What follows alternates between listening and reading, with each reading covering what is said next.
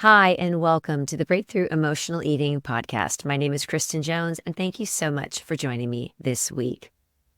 I have a very different idea about how to lose weight as an emotional eater and get your emotional eating under control and manage it. It is not through dieting. I have some pretty simple, but I think they're pretty surprising strategies that I ask people to use, and it has helped all of my clients lose weight and keep it off.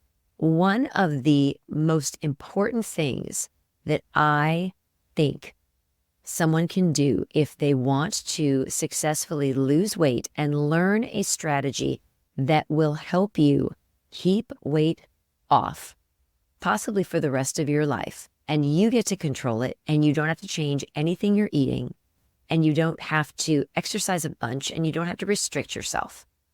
Now, that is what we're going to talk about today. You should start thinking about eating to satisfied instead of eating to full. Most of us have been asked the question when we were young, are you full? That's always been the question that you've been asked. And if you were full, that meant your meal was over. I want to challenge that. And I want people to start thinking about eating to satisfied instead. Now, why do I think you should eat to satisfied as opposed to full? Well, one of the things that is most challenging for emotional eaters is how to end a meal and how to know when to stop eating. I know for me, years and years and years, I would eat up until I went to bed. And the only thing that stopped me from eating was going to bed because it was late and I needed to get up to go to work the next morning. I would eat from the moment I got home from school until I went to bed. I didn't know when I was full, satisfied. I just ate and kept eating, and then somehow I would stop. And this went on for years. I never learned how to eat a meal and then be done. I wanted to keep eating throughout the entire evening, the entire time that I was home. And that is what caused so many of my issues with emotional eating and just feeling so out of control around food. So learning to end a meal and end a meal feeling satisfied instead of full is hugely important when it comes to that management piece of your relationship with food, but it also is the main culprit and the main thing that causes people to gain weight. Your body, my body, knows exactly how much food it should be having in order to maintain weight or lose weight. But most of us don't know when to stop because we've lost our innate ability. We were born with the ability to be able to know when we were hungry and then stop when we were satisfied. Not necessarily full, but satisfied. And it has changed for most people over the course of their life. Why is it so important to weight loss? Again, your body knows exactly how much food you should be eating. There is a bigger issue for people who are overweight. There's a bigger issue with eating too much food as opposed to the kind of food you're eating. And all of that kind of goes together. It all kind of wraps together in the program that I have and in how I help clients, because I don't believe that you should dramatically change what you eat in order to lose weight, because I teach about your brain and how your brain will resist having to give things up. It will resist and fight against deprivation and restriction. And that pretty much is what a diet is. And so I go the opposite. I allow people to eat whatever they want, but they learn this one specific strategy and this one specific habit, and that is to eat to satisfied instead of full. So, what is it? What is it and why do we need to do it? We need to be eating to satisfied because your body, as well as mine, the human body, has receptors and has nerve endings and sends messages all throughout the day. And every time you eat, your stomach has all of these receptors and it recognizes when it takes in enough food that it needs in order to sustain itself. And then it will send a message back to your brain to tell your brain, okay, we've had enough, stop eating. Unfortunately, it takes some time for that to happen. It can take anywhere from 10 to 15 minutes for that message to be sent from the stomach to the brain and for you to realize, oh, I should probably stop eating. I don't need to eat any more food. Unfortunately, because of that time gap, you can stop eating after your meal, after you think you may be full and comfortable, and you say, okay, I can stop eating now. But then 15 minutes later goes by, you haven't eaten another bite of food, and suddenly you're so full. And that's what happens is if you stop at full, you're going to be stuffed in 15 minutes. That indicates that you've taken in too much food. And that regardless of what kind of food it is, it's still too much for your body to process, and your body will store some of it as fat. So there is not as much of an emphasis, and I don't emphasize at all that you have to give up foods that you enjoy, because I believe, and based upon the work that I've done with my clients, I believe it's more important to deal with the psychological and the mental aspect of being able to eat, have the freedom to eat the foods that you want and not be in this state of deprivation and restriction and feeling less than because you don't get to eat what everybody else gets to eat. That is 10 times more damaging. And it's the reason why people gain weight back, because they don't want to live their entire lives without ever having a cookie. That is no way to live. I think we all know that. That is no way to live. So I will not advocate that, and I will advocate people eating to satisfy and how that works to keep your body receiving the amount of food that it needs to receive to survive and to feel good. And that will help you naturally reach your natural and ideal weight. So how does this impact emotional eating? How does learning how to eat to satisfied as opposed to eating to full, how does that impact emotional eating? Well, emotional eating is so driven by emotions and feelings. And when you eat to satisfied and you go into a meal knowing that you want to stop at the right time so you don't take in too much food, you have to be present. And being present is the first and major step in managing emotional eating, because you're not mindlessly eating.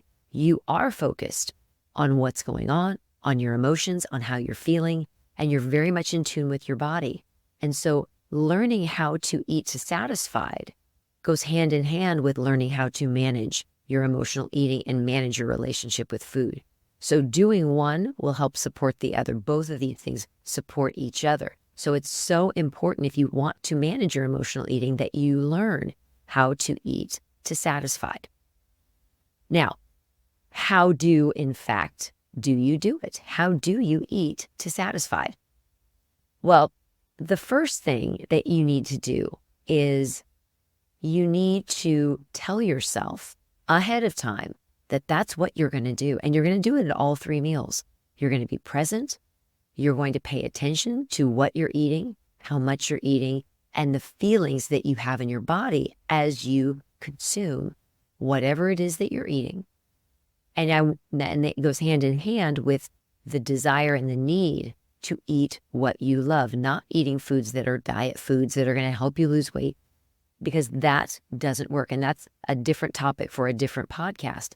But for today's You really want to, again, stay focused, stay present, and tell yourself, we are going to eat to satisfied.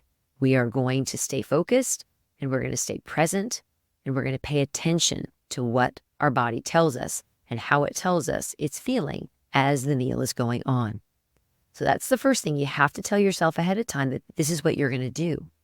And then when you get to your meal, you need to really pay attention to, how am I feeling emotionally? Do I have anything that I'm upset about that I maybe need to either process, or I may need to just kind of put aside while I'm eating? Because we don't want to eat in an emotional state, because that will kind of create a little bit more of a tendency to go down that mindless eating and emotional eating. If you have something on your mind that is upsetting, that's taking you away from being present.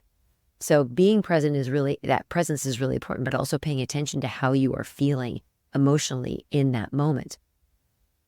Now, the major thing that I ask my clients to do when they are trying to learn how to eat to satisfied, and it is a process. It takes practice, lots and lots of practice. And we have lots of time to practice because we eat 3 times a day. So that makes sense. We can practice every day.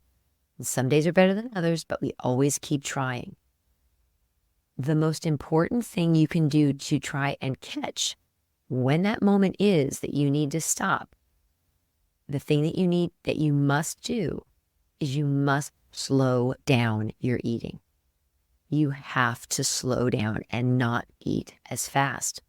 Then you can catch the cues that your body is sending you, that it's letting you know we're starting to come to that point where we have enough food.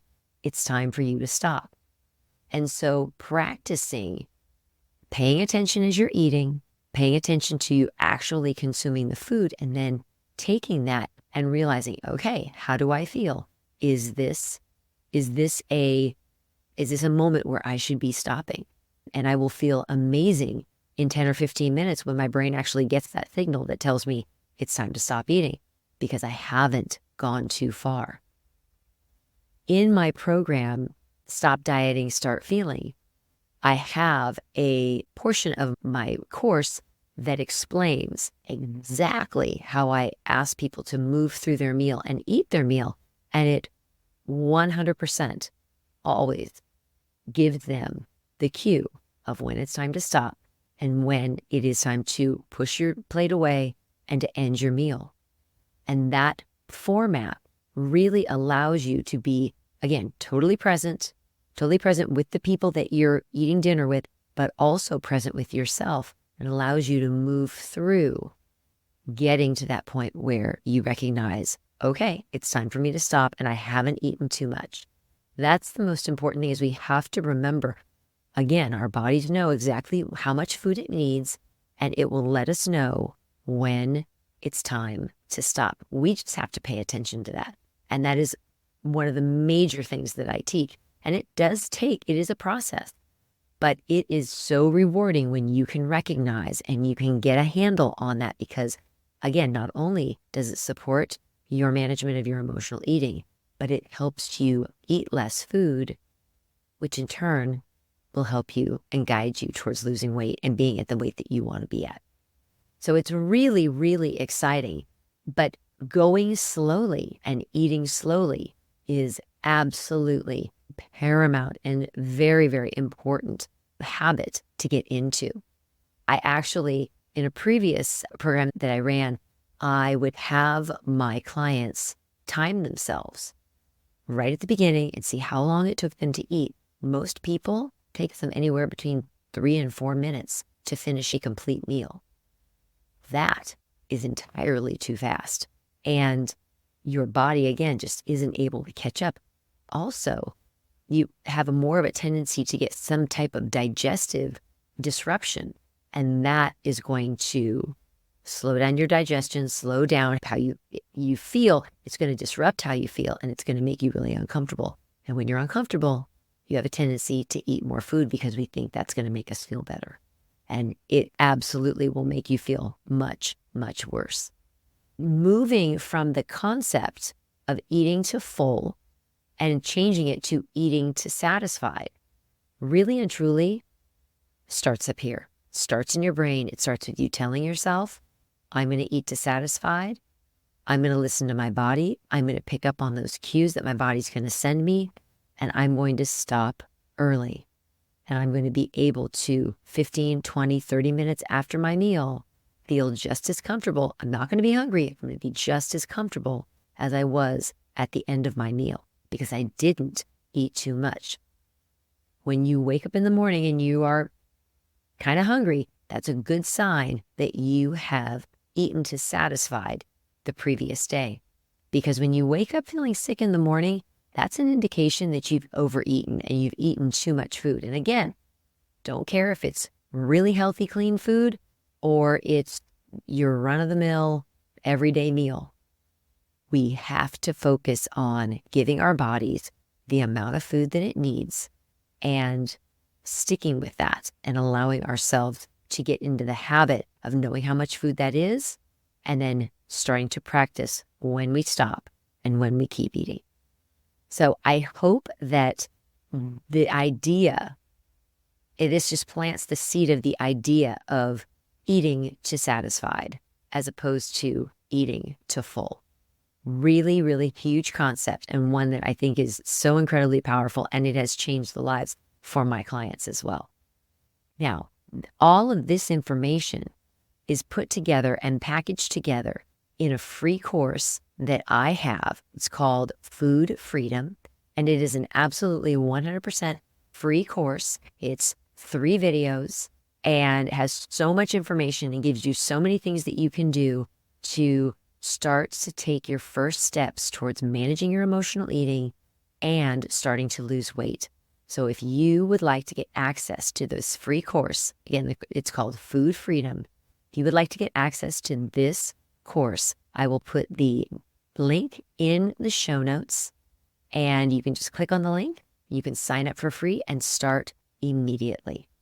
I hope that this episode has been helpful for you. I think it will really change your life if you can start moving from eating to full to eating to satisfy. I hope I see you again next week. Have an amazing week and take care.